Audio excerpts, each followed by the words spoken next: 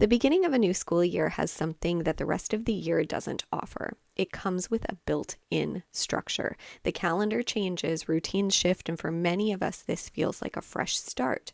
But while the structure is helpful, it also brings something else, more responsibility. School mornings, lunches, permission forms, homework, activities, laundry, appointments, packing bags, emptying backpacks, and keeping everyone on time for all the things that they have going on.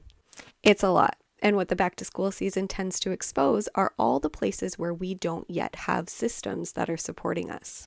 So in this episode, we are going to uncover those weak links before the school season starts while simultaneously removing things from our to-do list. Welcome to the Balance It Method podcast. If you're a working mom juggling a career, kids, housework, a social life, and endless piles of laundry, then you are in the right place, my friend. I'm Tamara, a mom, business owner, and your balanced living bestie.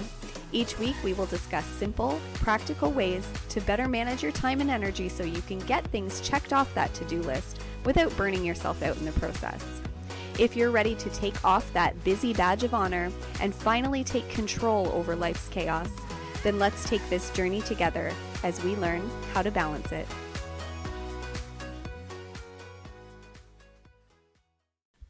Hello, my friends, and welcome back to another episode of the Balance It Method podcast. I'm your host, Tamara, and if you're new around here, welcome, my friends. This is the place where us working moms are coming together to talk about all the things that we've got on our to-do list and figure out ways that we can get them done so that without stressing ourselves out, so that we can relax and sit down for a little while or do something that we actually enjoy. And if you're just tuning in for the first time, we are on the second episode of our back to school prep series. Now, some of you are like, why are we talking about back to school? It is still summertime. Why are we talking about this? Well, we are talking about it now so that we can get ourselves prepared so that back to school season begins without all the struggle that sometimes comes along with that shift from more flexible schedule to more structure. And for some of us who love structure and love schedules, we look forward to the back to school season because it has that built-in structure to the day. Like there's certain times we have to be places, and then that kind of dictates how our day is going to flow. But for others, this is really stressful. And even if you do love the structure, sometimes it is difficult to get those kids moving, especially in the morning, to get out the door. Maybe it's even getting them moving after school to get them to activities. So what we're talking about in this series is some tips and tricks to make that start to school a little less chaotic. And today we are diving into finding out where in our current way we're doing things, whether you have systems and routines in place already or whether you think you don't and you do, but they're actually just not supporting you. We're going to uncover where those systems are maybe a weak link in your chain so that you can start to create more predictable rhythms to your day. Because when we don't have those supportive systems in our pockets, then everything that could be a system ends up living on our to-do lists, which then makes our to-do list super long, and it doesn't need to be. And today we're going to talk about how to shorten that list, find out what systems we need to get in place so that we can start building that before the school season starts. So if you're the mom that every morning you have to remind yourself to pack lunches, and every afternoon you're wondering what's for dinner, and you're that last minute mom that's like, okay, is the soccer jersey washed? I can't remember if I put it in the washing machine or not. Or if the library books made it back into the backpack. This episode is going to be really supportive to you because I'm going to tell you right now, none of those things should be surprises. All of the things, most of the things that we write down on our to-do list every day is something that is a repeatable task. And if it's a repeatable task that we're doing more than once, then that doesn't belong on a to-do list. That belongs inside of a system. And if you're like, what are you talking about systems? Systems are just the process that we use to get something done. A simple, repeatable process to get towards an outcome.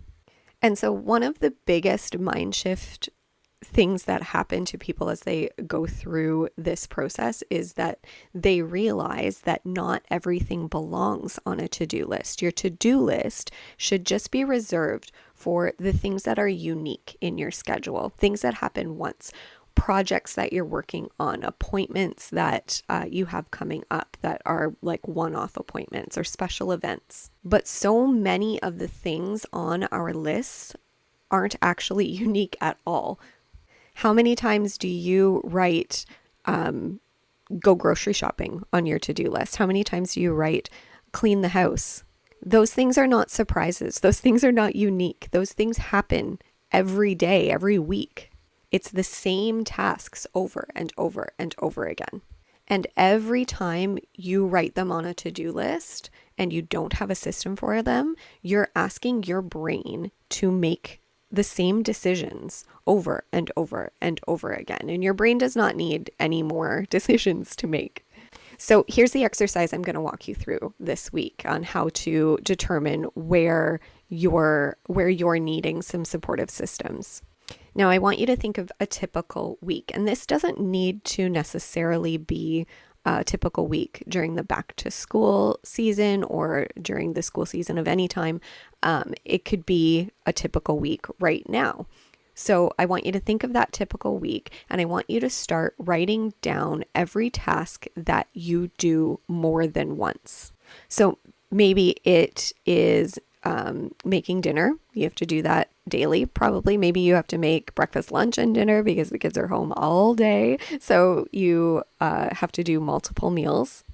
Maybe it's doing the laundry. Maybe it's cleaning the house. Anything that you're having to repeat either multiple times throughout the week or at least once a week. And once you have that task list of the repeatable things that you're doing, I want you to write beside them how often they actually need done. Now, a couple things happen when we do this process. One of the things is that you kind of realize you may be writing things down more often than they actually need done. You may be writing them on your to-do list more often than you should be, or vice versa. You're maybe not writing some things on your to-do list that you're having to do more often than not. And this is a big problem that starts to come up, especially when you're a super busy working mom, is that you don't take into account all of the things that already happen in your day. You don't write those on your to-do list. And so you're just expecting them to get done, plus all the other stuff on your to-do list. And this is the reason why we can't get anything done, right? Because that's just absolutely absurd to think that you can do all of those things that need to get done every single day without even having a plan to get them done, plus an entire list of things that are extra that you want to get done. So when we sit down and we make this list of the repeatable tasks in our week, and then we decide, okay, we only need to be cleaning the house, 2-3 days a week. We only need to be doing laundry. Maybe we need to be doing laundry every day. Maybe we need to be doing laundry twice a week. But we need to be making meals every single day, multiple times a day. And so there is a great spot to begin creating a system, is something that is super repetitive in your day so that you can stop making so many decisions multiple times a day. So here's kind of a few examples of some things that you may have written down or you may have forgotten to write down in this process. So we've got packing lunches, washing clothes, checking backpacks, meal planning, grocery shopping, paying bills, watering the plants, cleaning the bathrooms, cleaning the kitchen, responding to emails, ordering groceries, walking the dog, refilling vitamins, reviewing the family calendar. As you can see, I didn't write just cleaning the house on this list because there are multiple rooms in the house, so it's much easier for your brain to break down each room. And then, because when you write down cleaning the house and you have like 2 guest rooms in your house that nobody uses, do those rooms really get included in the cleaning the house? Maybe not. Maybe they do, maybe they don't. And if they do, is it really as often as the rest of the house? So anyway, it's just easier for you to break everything down into more bite-sized pieces so that you can then actually see what time is going to be required for you to do the thing that you're writing down. And then that's all we're doing this week. We are just kind of identifying where our systems might be a weak link in the chain of our flow to the week. Next week, I'm going to get even more focused on systems, on repeatable systems, and we're actually going to discuss in detail 4 systems that I recommend that I think are supportive to any mom in any season, working, not working. I just think any household can use these 4 systems and they will feel super supported. And these 4 systems, some of them might surprise you because they're not just about getting things done. So come back next week. Make sure you're following the show so you get notified when that episode drops. And I'll see you back here then. Bye, guys.